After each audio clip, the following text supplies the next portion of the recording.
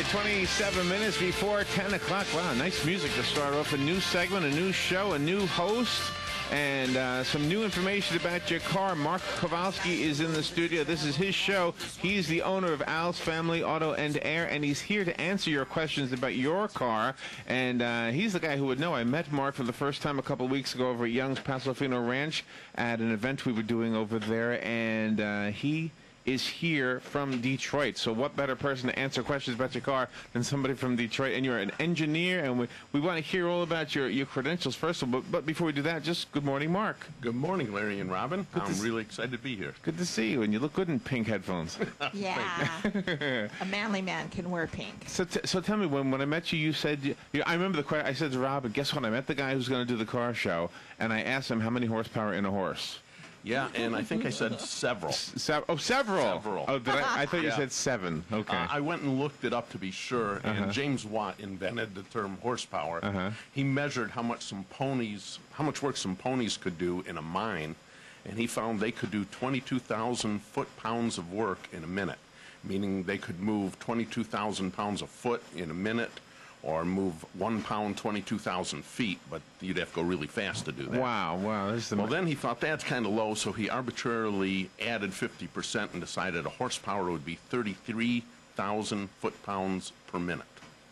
And so ever since, we've been using that as a horsepower. Isn't that amazing? And somehow we know that the space shuttle has like 250,000 horsepower. Because that's what I said to Mark, Robin. I said, if I had 250,000 horses, could I go up in outer space? You know? Wow. So. Yeah, and the horses just can't quite move that fast. Well, we're taking up your time with some silly talk here, but give us your credentials. I mentioned you're from Detroit. I'm sure everybody from Detroit doesn't know about cars. Oh, not everybody, but I had a kind of a unique upbringing. My dad was an automotive engineer. He worked at Ford for many, many years.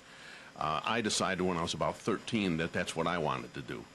And I worked hard towards it. I graduated from Lawrence Technological University in the Detroit area with a Bachelor of Science in Mechanical Engineering. Went to work for Chrysler Defense, which later got sold to General Dynamics. Oh, wow. And I worked on the automatic transmission in the M1 Abrams main battle tank. That transmission alone weighed 4,400 pounds. Wow. And then I left there and went to work for Roush Industries, the parent organization of Roush Fenway Racing. I was mainly working on production engineering, engine engineering things. After I did that for about 6 years, I had an offer to go to Ford Motor Company, and I was there for 19 years in automatic transmission engineering. I was both an automatic transmission engineer, and for 8 of those years, I supervised an engineering group. Wow. We were talking about things that are great in America. Well, the automatic transmission is probably one of the best inventions ever. It really is. It's made a huge difference in a lot of people's lives. A lot of people didn't drive because they couldn't handle shifting a manual transmission. Yeah. Once automatics came out, anyone could drive. Although I like it. I always say that whatever I have at the time, it's the other thing that I want. In other words, while I'm driving an automatic, which I have right now, I say my next car is going to be standard, and vice versa. It goes both ways. So. And then I left Ford in 2007. They had a big headcount reduction, and they offered me a very generous buyout. And so I left, and I went to work for a supplier. And unfortunately, that supplier was working on a General Motors program, because at the end of 2008, General Motors ran out of money, and our company ran out of work, and we all got laid off. And that's when I decided I'm moving somewhere it's nice and warm. And my wife and I started a search for a business to buy. We looked many places throughout the state. And when we started analyzing the businesses, Al's Family Auto and Air was exactly what we were looking for. It was a honestly run auto repair shop. And I'd had a theory for years you could make money repairing cars honestly, and he was doing it. And do people call you Al? Oh, yeah. Yeah. Even people that I knew before I bought this business call me Al. Oh, is that right? That's kind of fair. Well, Robinson, maybe it's the 2 letters in the middle of your name. That could be. Because you're middle, okay. It makes sense. It sounds like, I'm guessing you've heard that before. So you're here to answer questions, and is that our line ringing? Yes. Oh, it is. It is our line ringing. Yes. Okay. So we will take phone calls, and that's what you're here to do, is to answer questions about our cars, right? Right. I have a simple one, but let's go to the phone. I hope mine is simple. Good morning. You're on the air with Mark. Thank you for calling. Hey, Larry. Hi, Fred. Hey, can I get in on this conversation? You certainly can. Talking about transmissions, Did you know that Henry Ford, when he made the Model T, tried to make an automatic transmission and couldn't figure it out, and so he ended up with 3 pedals instead? Did you know that? Yeah, actually, I did know that. The Model T used the same arrangement of gears called a planetary system that a modern automatic uses. But yeah, he couldn't make the control system work with technology in 1908, and ended up applying everything with pedals. Oh, wow. Yeah, because he didn't understand anything about hydraulics back then. Yeah, it took until the late 30s before they perfected the hydraulic controls. It's amazing, isn't it? Yeah, the other thing is, there was a big fight between Henry Ford and the other car makers about putting brakes on the front wheels. He refused to do it with the Model T and the Model. He finally gave in and put the front wheel brakes on the Model A Ford. Oh, wow. Sounds like like you and Mark have something in common. You both know cars. Yeah, I had a Model A Ford for 40 years. I just sold it actually earlier this year. Oh, wow, that's awesome. Yeah, as a teenager, that was the first car I had. It was an antique Model A. Wow. It was already. Did you crank it in the front? No, it had a new invention called an electric starter. Oh, cool. And a 6-volt battery. And what a headache that was. Ah. Henry Ford messed up when he put the battery under the passenger seat. So there was about 6 foot of the cable between the battery and the starter, and the generator wasn't all that great. You only get about 8 or 9 amps out of the thing by tinkering with it. Well, Fred, I have a feeling you're going to enjoy Mark's show. This is a new show for Mark, so keep listening and keep calling, all right? Okay. All right, thank you for your call. Let me let somebody else in on this. Good morning. You're on there with Mark Kovalsky. Yes, good morning, Mark, and welcome to the show. Well, thank you. I know it's going to be informative because a lot of people have a lot of questions about automobiles being so complex nowadays.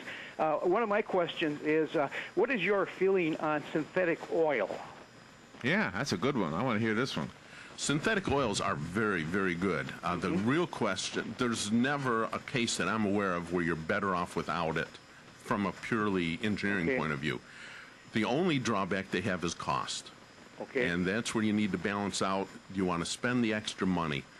For the average car or even a light truck that's running around pretty much unloaded, I don't see the benefit for synthetic.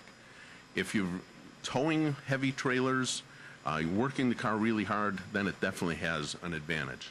I've got a Ford van that I use for towing an RV, and in that one, when I was towing a lot, I don't tow it very often anymore. When I was towing it a lot, I ran Mobil 1 synthetic oil all the time. Right. Really? Okay. Well, thanks for the question here. Yeah, could I ask you a little quickie? Sure. How often should you be changing the Mobil 1 oil?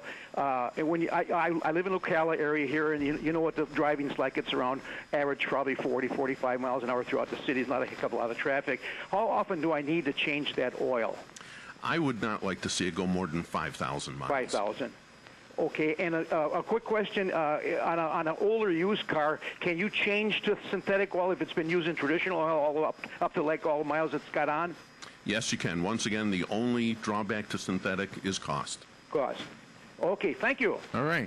Yeah, let me piggyback a question of my own about synthetic, and I'll preface it with a quick story. I have a Suzuki Forenza 2005, and I built up sludge in the engine because I guess I wasn't changing the oil enough.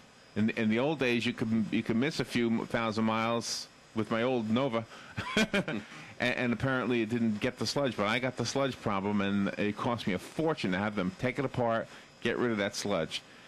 The mechanics told me they didn't get it all, so they said run whatever engine cleaner through it every time you get your oil changed. Make sure you clean it out, and then it'll all come out.